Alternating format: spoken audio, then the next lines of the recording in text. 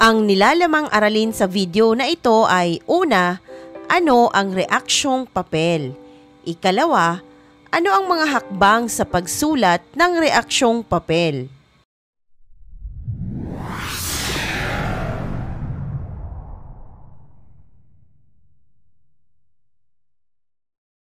Dumako na tayo sa unang bahagi ng video na ito. Ano nga ba ang reaksyong papel? Ang reaksyong papel o reaction paper sa English ay paglinang sa kakayahang magsuri ng anumang materyales tulad ng teksto, pelikula, dulang pantanghalan at marami pang iba. Ang reaksyong papel ay hindi lamang isang buod. Ito'y naglalaman ng pagsusuri at opinyon tungkol sa isang paksa. Ito'y mabisang gawain para sa mga mag-aaral upang maging mapanuri at malinang ang kakayahang magmasid, magsuri at magpahayag ng kanilang opinyon ukol sa isang bagay.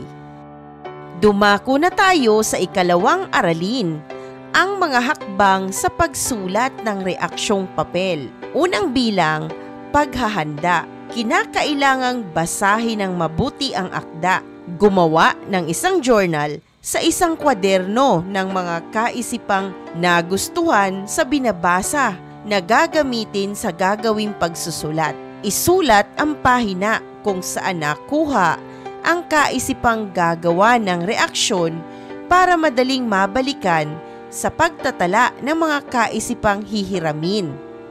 Ikalawang bilang, pagsusulat. Sa pagsusulat, kinakailangan mo ang mga sumusunod. Una, buod. Gumawa ng 2 hanggang 3 talatang buod tungkol sa binasang akda. Hindi ito basta kinokopya, subalit kung kailangang kopyahin ang ilang bahagi ng orihinal, ay lagyan ito ng panipi at ilagay ang sanggunian. Ikalawang bilang sa ilalim ng pagsusulat, panunuri. Ilagay ang mga kalakasan at kahinaan ng akda. Ano ang dapat pang gawin upang maging mas maganda ito? At kung patas ang manunulat, sa pahayag ng kaisipan. Ihayag ang nais iparating ng akda at isa-isahin ang mga tema galing dito at kung paano ito pinalawig ng may akda. Ikatatlo, kahulugan. Isunod naman ang pagbibigay ng reaksyon ukol sa akda. Ang positibo at negatibong reaksyon ay makatutulong upang maihayag na nag-iisip ang nagsusulat. Ilagay rin dito kung paano pinaunlad o pinatakbo ng sumulat ang kanyang paksa. Ika-4, reaksyon. Ibigay ang sariling reaksyon sa akda. Nagustuhan mo ba ito o hindi? Mairerekomenda mo bang basahin o hindi ng iba?